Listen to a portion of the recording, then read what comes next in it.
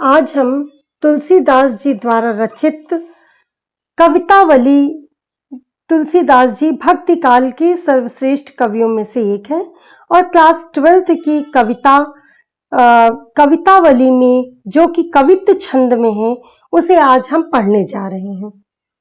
किस भी किसान कुल बनिक भिखारी भाट, चाकर चपल नट चोर चार चेटकी, पेट को पढ़त गुण गढ़त चढ़त गिरी, अटत गहन गन आहन अखेट की, ऊंचे नीचे करम धर्म अधर्म करी, पेट को ही पचत बेचत बेटा बेट की, तुलसी बुझाई एक राम घन श्याम हित, आग बढ़े वागिते बड़ी है आगी पेट की।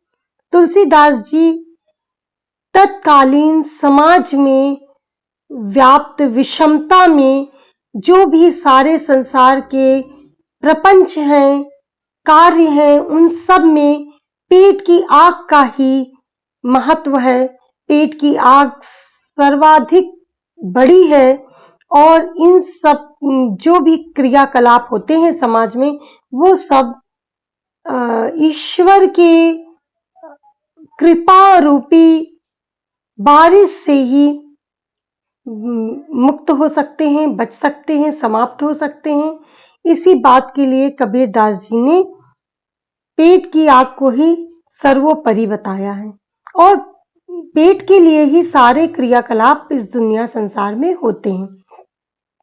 किस भी किसान कुल बनिक भिखारी भाट, चाकर चपल नट चोर चार चेटकी, अर्थात किसबी यानी व्यापारी, किसान कुल यानी कि किसान, बनिक यानी बनिया, भिखारी भीख मांगने वाले, भाट चाकर और चपल नट, चोर और चार का अर्थ है दूत, चेटकी बाजीगर, पेट को पढ़त, पेट के लिए ही पढ़ने वाले विद्यार्थी, गुण गढ़त गुण सीखते हैं जो लोग गुण सीखते हैं, चढ़त गिरी पर्वतों पर भी चढ़ जाते हैं, ऊंची नीचे कर्म धर्म अधर्म करी, ऊंचे नीचे कार्य करते हैं, अच्छे बुरे सभी छल प्रपंच जो भी कार्य है वो सब पेट के लिए ही करे जाते हैं।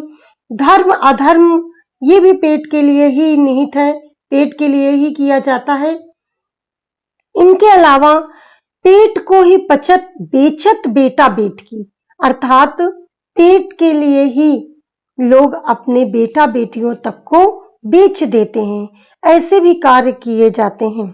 लेकिन इन सब पेट की आग को, इन सभी दुखों का नाश करने की शक्ति सिर्फ राम घनश्याम में है, राम रूपी बादल में है। रूपक अलंकार के माध्यम से कवि कहते हैं, तुलसीदास जी कहते हैं कि राम घनश्याम यानी राम रूपी बादल ही की कृपा से ही भूख या पेट की आग शांत हो सकती है।